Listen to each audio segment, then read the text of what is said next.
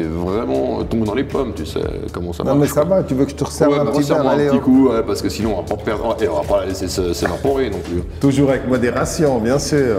L'alcool et le cigare. Là, on est sur des notes un peu de poivre blanc, on est sur des notes de girofle un peu, comme ça. C'est marrant, maintenant que tu le dis, ça coule de source. Ah bah ouais. Bienvenue dans ce nouvel épisode, Le temps d'un cigare. Aujourd'hui, nous avons l'immense plaisir, l'honneur d'être reçus par mon ami Gilles Besse. Vigneron, œnologue, musicien, TV star et j'en passe. Il nous accueille dans son merveilleux domaine, Jean-René Germanier, à Vétro, dans le plus beau pays du monde qu'on appelle le Valais. Suivez-moi.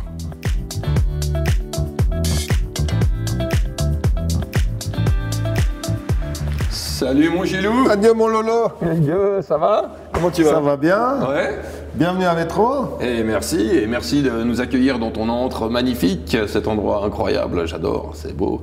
Et merci surtout pour ton précieux temps, parce que c'est pas forcément... Voilà, Oh bah avec plaisir, j'aime bien accueillir le monde et montrer notre domaine, notre cave. On est où exactement? Plus exactement, vas-y. Alors ici on est au domaine Jean-René Germanier à Vétro, dans le Valais central, précisément au lieu dit Balavo, et on est dans le chai à Caillasse. C'est un chai où on élève notre syrah à Caillasse qui est élevé sous bois, comme on le voit dans ses fûts, et qui est élevé durant 2 ans. On a le chai pour les millésimes impairs et on a le chai pour les millésimes pairs, parce qu'il est élevé 2 ans. Et là, c'est le chai miroir où on a les millésimes pairs. Il paraît qu'il y a des gens qui ne te connaissent pas encore.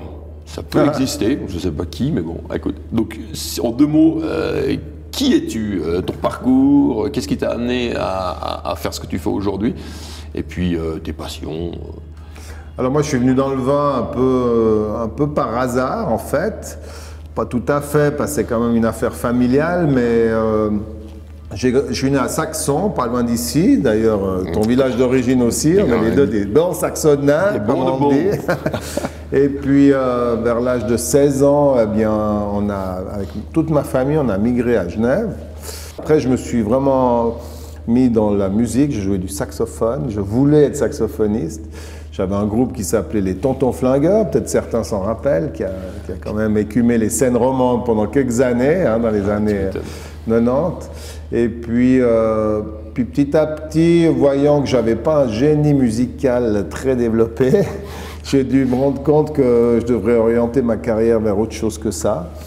Et c'est en me rapprochant de mon oncle Jean-René, qui a lui 7 ans de plus que moi, donc c'est un oncle qui est très proche en âge. Ça nous a rapprochés, puis un jour il m'a proposé de le rejoindre au domaine familial.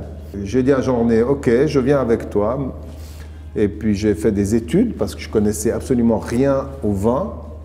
Je connaissais un peu la campagne, l'agriculture, mais vraiment rien au vin. Je buvais du Côte-du-Rhône en litres dans les squats de Genève quand on allait jouer nos concerts, tu vois. Et puis voilà, et j'ai décidé de faire l'école d'ingénieur de Changin pour devenir œnologue.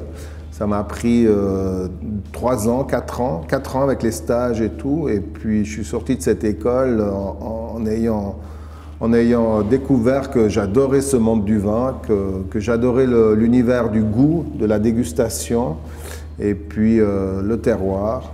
Et puis ça m'a pas tellement éloigné de la musique que je faisais, parce que c'est un métier où il faut être à l'écoute en fait de tout son environnement pour faire quelque chose de bien. Et en musique, c'est un peu la même chose. Il faut être dans l'ensemble pour faire. Et puis voilà. Et ben maintenant, ça va faire 30 ans que je suis ici, associé avec mon oncle, et qu'on a développé ce domaine et l'a amené jusqu'où il est maintenant. Voilà. Des passions, du coup, j'imagine, à part la musique, qu'est-ce que tu aimes Alors, à part la musique que j'aime toujours et que j'écoute beaucoup, et j'aime beaucoup tout ce qui touche au goût, surtout. La gastronomie, tu vois, c'est un métier de bouche, le vin, donc ça va avec aussi la gastronomie. Et j'ai toujours été curieux, j'aime voyager, donc dès que je peux partir, je vais voir ce qui se fait ailleurs. Et l'autre passion, c'est un peu la montagne. J'adore aller en montagne, faire de la randonnée en hiver, en été, la patrouille des glaciers, tout ça. Et puis après, bien sûr, j'aime partager des bons moments avec des amis et faire la rioule. Et faire la rioule. Et faire la rioule. Et fumer des bons cigares. Ah ouais, bah ouais. Ça, c'est venu un peu plus tard, les cigares, mais j'étais fumeur de cigarettes, tu vois, à l'époque. Puis j'ai réussi d'arrêter, c'était bien. Puis après, je me suis mis au cigare gentiment et maintenant, j'apprécie beaucoup de fumer les cigares. Ça me de poser une question. Ton premier cigare, tu t'en rappelles? Ça devait être avec mon ami Paul Tasso, qui est un fumeur de Havane invétéré et qui fume, lui, depuis bien avant que moi je fume des cigares.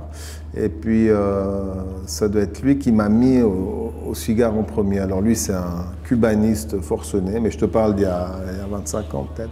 Et j'ai vite compris, au début, comme fumeur, j'avalais un peu, je crapotais trop le cigare, puis ça me refaisait fumer comme des cigarettes, des petits cigares. Ça m'a mis quelques années pour arriver à être un vrai bon amateur qui sait fumer, prendre en bouche, comme pour déguster le vin. C'est très semblable en fait comme approche.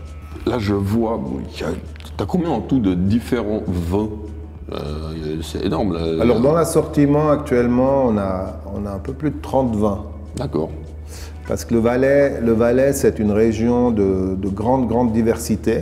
La Suisse aussi, d'ailleurs, hein, pour un petit pays viticole, il y a une diversité incroyable. Mais le Valais particulièrement, parce que sur 5000 hectares de vignes, hein, ça fait le tiers du vignoble suisse, hein, avec 5000 hectares.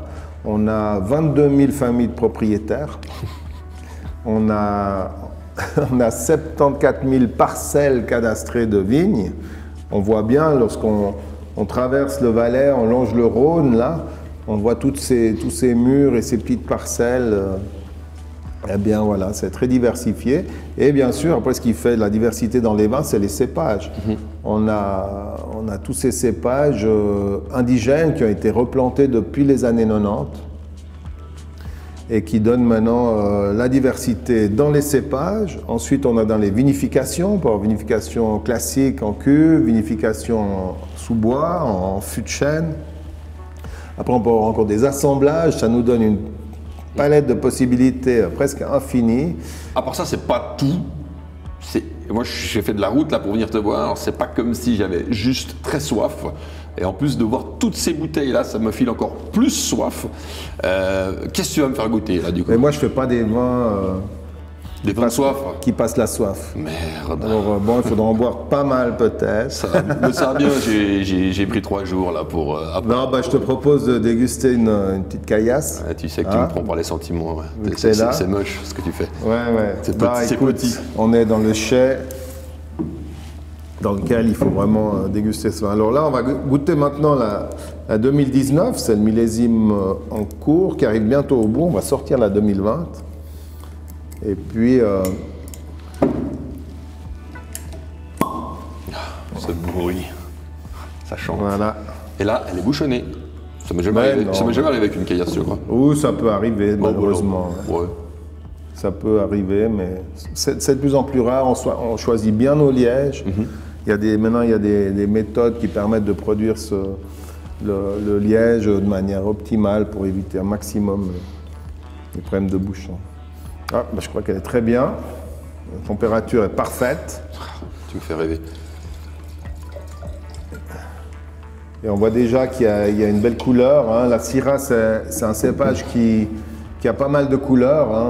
On voit une coloration assez dense, un rouge intense, sombre, rubis sombre comme ça. Et puis au nez, on trouve la complexité de l'élevage un peu, mais la note boisée est bien fondue, elle est plutôt en soutien en fait, je trouve. Et puis l'aromatique, on retrouve ce que j'aime beaucoup moi, c'est le côté épicé de la Syrah. On est sur des notes un peu de poivre blanc, on est sur des notes de girofle un peu, comme ça.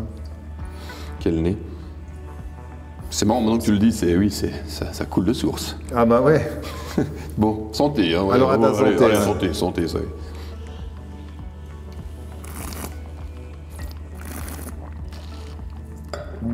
Ouais. Et en bouche,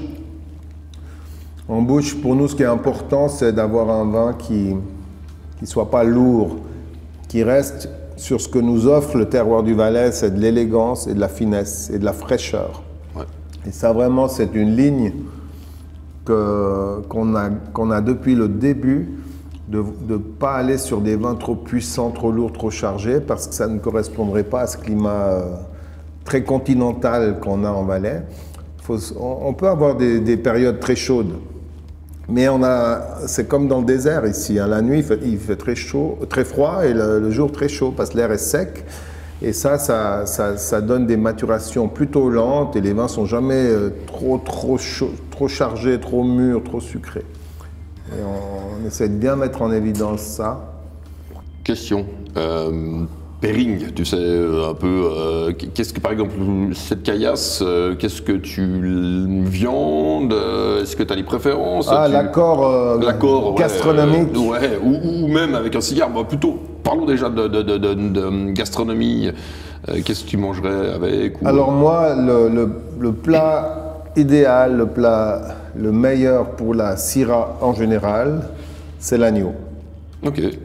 L'agneau, c'est une viande qui s'accorde d'une manière magique avec la Syrah, parce que ce côté épicé que je l'ai dit avant va extrêmement bien avec l'agneau, et ce petit goût d'agneau, bon, certains n'aiment pas, je sais, parce que c'est un goût spécial, mais pour ceux qui apprécient, s'il n'est pas non plus trop fort, ça matche parfaitement. Après, bien sûr, tu peux aller sur une viande rouge, tu peux aller sur une cuisine assez savoureuse avec pas mal d'intensité. Parce que c'est quand même un cépage qui a de la personnalité, qui a du caractère, qui est là. Donc, mais moi-même, avec une pizza au salami piquant, je suis heureux, il n'y a pas de problème. Non, mais pour dire qu'on peut aller même sur quelque chose d'un petit peu piquant, etc., ça va supporter. Écoute, je te cache pas qu'hier soir, j'ai fait une raclette j'ai commencé avec des terrasses et j'ai fini à la caillasse. Ah voilà, une terrasse à la caillasse avec la raclette. Attends, c'est magnifique, raclette, caillasse, ça fait rêver.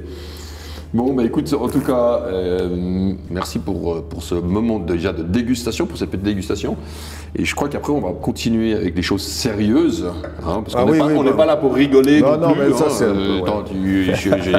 on va se faire une transition ensuite, et on va aller passer dans un endroit où on va aller pouvoir fumer un petit cigare. On va aller dans un endroit que tu connais très bien. Je me réjouis beaucoup. Le Hangar 41. Au Hangar 41, tout près d'ici. Oui, exactement. Et on va faire cette transition douce. Et puis surtout, on va continuer à boire, parce que là, je vais vraiment tomber dans les pommes, tu sais comment ça marche. Non mais ça va, tu veux que je te resserre un petit verre? Un petit coup, parce que sinon, on va pas perdre, et on va pas la laisser s'évaporer non plus. Toujours avec modération, bien sûr. L'alcool et le cigare. En tout cas, merci d'être venu. Ça m'a fait plaisir de pouvoir montrer notre chai. Et puis, c'est un endroit où on aime accueillir les gens, donc faut venir voir, faut venir. On a un programme pour visiter la cave en dégustant les vins, et clôturer soit par une raclette, soit par la fondue glaréarde, qui est aussi un plat valaisan, la fondue chinoise valaisanisée, qui est une petite merveille. J'ai plutôt envie de dire que c'est les Chinois qui ont piqué ça au Valaisan. Peut-être historiquement. On va faire des recherches. Il est bon le Chinois. Bon, et merci encore. Santé, Campé. Santé. Et ben voilà. Mais dis donc, mon Gilo. Bah alors. T'as plus soif ou bien? C'est pas. Écoute, laisse-moi le temps d'arriver. Oui, j'ai soif, bien sûr. Puis, est-ce que moi, je suis attaqué. Mais toi, tu vas plus vite que moi, c'est ça qui est beau. Un des grands moments du cigare, c'était au retour de mon ascension du Cervin que j'avais fait. Et on est redescendu à Zermatt et on est allé au fumoir du Zermatthof. Tu passes ce moment d'ultra détente après cette expérience incroyable, l'émotion. Je pense que ça va C'était fabuleux. Intense. Ouais. Ok, excellent.